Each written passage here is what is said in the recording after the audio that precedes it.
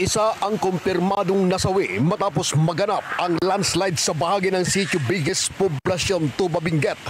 Ayon kay Tuba Local Disaster Risk Reduction Management Officer 4 Wilhelm Avance, nasawi ang isang senior citizen na driver matapos mabagsakan o matabunan ng lupa ang minamaneho nitong SUV sa naganap na landslide sa kasagsagan ng malakas na bagyong Nando sa lugar.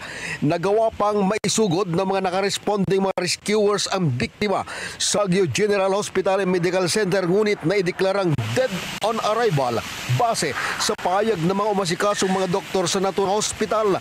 Samantala ay 6 pang mga pasahero ang naiulat na nasugatan matapos matabunan din ang 4 pang mga sasakyan na kinabibilangan ng isang SUV at isang tanker na napadaan lang sa Marcos Highway nang mangyari ang naturang pagguho ng lupa. Patuloy na nakikipag-ugnayan ng Net25 Baguio News Team sa otoridad para matukoy ang pagkakilanlan ng nasawi at 6 na mga sugatang biktima.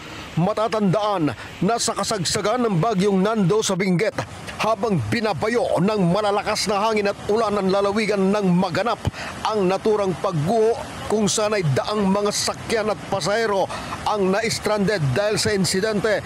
Umapaw sa mga kalsada sa Marcos Highway at Quinon Road ang mga rock debris, soil erosions na may kasamang mga putik at mga sanga, dahilan para maparalisa ang transportasyon.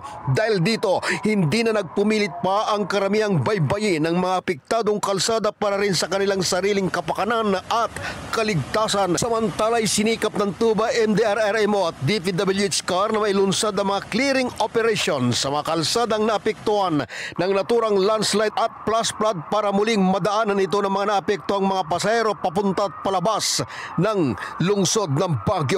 Mula sa lalawigan ng Benguet, Fred Rulyuda para sa 100% balita.